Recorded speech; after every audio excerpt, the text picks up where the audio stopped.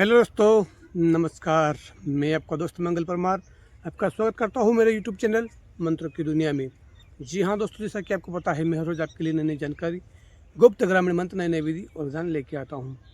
दोस्तों, आज एक अनोखी जानकारी मैं आपके लिए लेके आया हूँ जो बेहद गोपनीय है और बेहद ही खास है। दोस्तों, आज जो देवताओं का स्थान और जो ग्रामीण क्षेत्रों में बोला जाता है कि जहाँ पर जो देवता विराजित होते हैं और वहाँ पर जो अगर किसी ने होटला बना रखा है, उस भूमि को बांधने के लिए एक ऐसा गोपनीय और गुप्त मंत्र लेके आया हूँ जिसके माध्यम से बड़े से बड़े देवताओं का आप वहाँ पर बंधन कर सकते हैं, उनकी जो चौकी है वहाँ पर बांध सकते हैं। दोस्तों, वैसे तो देवताओं को हमें परेशान नहीं करना होता है, क्योंकि दोस्तों कोई कोई देवता ऐसे होते हैं कि साधक पर हावी हो जाते हैं और जो है उल्टा उसको परिणाम भुगतना पड़ जाता है। लेकिन आज सिर्फ आपकी जानकारी के लिए एक ऐसा गोपनीय और गुप्त मंत्र जो कि मराठी इल्म है और ऐसा चलता है कि बड़े से बड़े तांत्रिक को भी फेल कर सकता है। और इस मंत्र के माध्यम से अक्सर लोग जो है चूल्हों को बांधा करते हैं। जो चूल निकलती है ना, जिसके अंदर आग जलाकर लोग उसके अंदर निकलते हैं, उसको भी बांधा जाता है।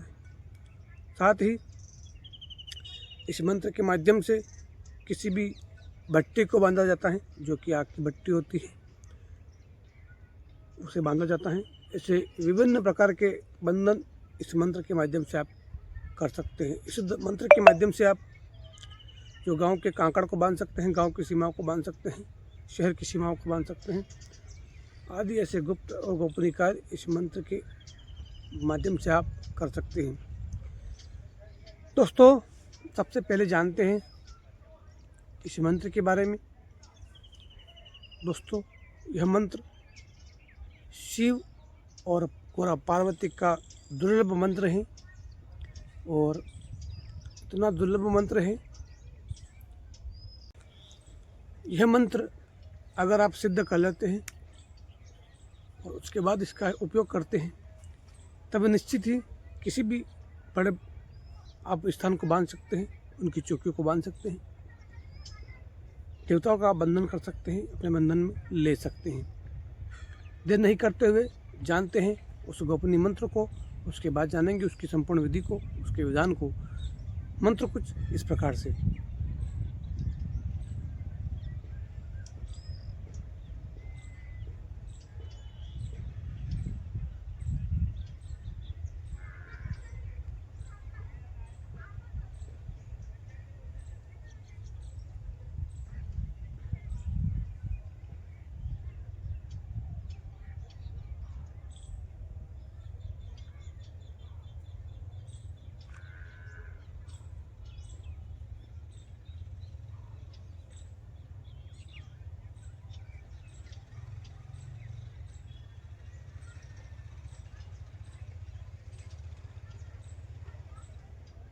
जी हाँ दोस्तों, ये हमारा छोटा सा मंत्र था। इसे अच्छी तरह से कंटेस्ट याद कर ले, उसके बाद इसका जो है साधना और सिद्धि करें। दोस्तों, इसकी साधना किसे करनी है इसके विषय पर चर्चा करते हैं। दोस्तों, नवरात्रि में इसकी साधना की जाती है।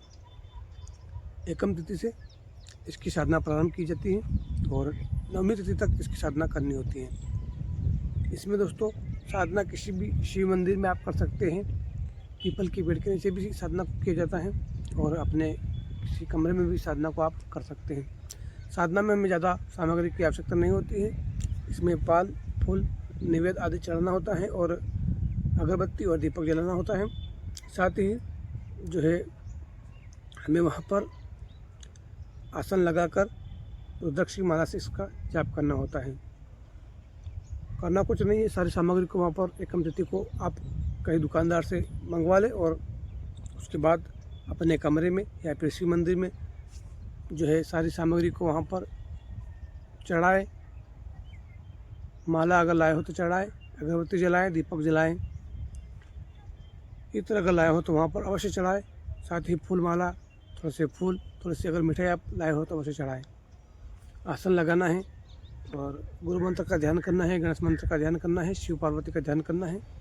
और उसके बाद इस मंत्र का 108 बार जाप करना है और माला पहननी है। इस प्रकार से एकम तिथि से लगाकर नवमी तिथि तक नित्य में से ही जाप करना होता है। आखिर दिन दोस्तों अगर आप हवन कर लेते हैं तो बड़ी अच्छी बात होती है, साधना और भी सटीक हो जाती है। दोस्तों हवन के लिए हमें जो है लगभग 50 ग्राम के आसपास गूगल, 50 ग्राम लोबान, 50 ग्राम पंचामृत, साथ ही 50 ग्राम कपूर, 50 ग्राम जो है काले तिल, साथ ही 50 ग्राम जौ के दाने और 50 ग्राम गाय का शुद्ध घी अगर आपको मिल जाता है तो उसमें मिला लें। हवन की सामग्री के लिए हमें दोस्तों आग का अगर पेड़ आपको कहीं दिखता है तो उसकी सूखी लकड़ी अगर आपको मिल जाती है तो वह भी चलेगी। चंदन की लकड़ी आपको मिल जाती है वही भी चलेगी। और साथ ही अगर आम के पेड़ की लकड़ी अगर आपको मिलती है वो चलेगी। तीनों पेड़ों में से किसी की भी सूखी लकड़ी आप हवन के लिए इस्तेमाल कर सकते हैं। और वहाँ पर बैठकर उसी प्रकार से पूजा पाठ करें, उसी प्रकार से ध्यान करें, उसी प्रकार से मंत्र जाप करें और हवन आदि करें। दोस्तों इस प्रकार से 9 दिनों की साधना में ये मंत्र सिद्ध हो जाता है। दोस्तों सिद्ध हो जाने के बाद इस मंत्र को उत्कीर्णन करना होता है। इसे उत्कीर्णन करने के लिए किसी बहती हुई नदी में हमें वहाँ पर इसे उत्कीर्णन करना होता है। कैसे करना होता है दोस्तों, अपने हाथ में गोबर का एक टुकड़ा ले लेना है, आग का जलाकर उसके ऊपर एक बार शिव और पार्वती का ध्यान करते हुए गूगल, लोबान, पंचामृत और कपूर, घी आदि की हमें एक बार आहुति देकर उसे जलते हुए गोबर के टुकड़े को अपने हाथ में ले लेना है। और एक हाथ में भी रुद्राक्ष की माला को लेकर इस मंत्र का वहाँ पर जाप करना रहता है। 108 बार वहाँ पर जाप करना रहता है, साथ ही माला में फेरनी रहती है। इस प्रकार से 108 बार उस बहते हुए पानी में अगर जाप किया जाता है तब निश्चित ही मंत्र उत्कीर्ण हो जाता है और अपना प्रभाव दिखाना प्रारंभ कर देता है। दोस्तों अब यहाँ से आपका मंत्र सिद्ध भी हो गया है और जो है अनुलोम भी हो गया है, चालू भी हो गया है। दोस्तों अब जब भी आपको किसी भी देवता की चौकी बांधना हो, उसके ओटले को बांधना है, उसकी भूमि को बांधना है, उसके गज को बांधना है, आदि को अगर बांधना है तब इस मंत्र के पढ़ते हुए वहाँ पर आप जो है चाकू से अगर घेरा लगाते हैं निश्चित ही तुरंत वहाँ पर जो है देवताओं का और वहाँ पर जो भूमि है उसका बंधन हो जाएगा। दोस्तों लेकिन सोच समझकर हमें इन मंत्रों का उपयोग करना है, बिना किसी कारणवश किसी को परेशान नहीं करना है।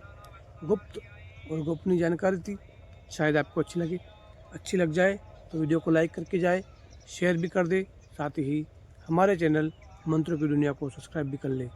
मिलते हैं दोस्तों किसी नेक्स्ट वीडियो में। Bye bye, take care.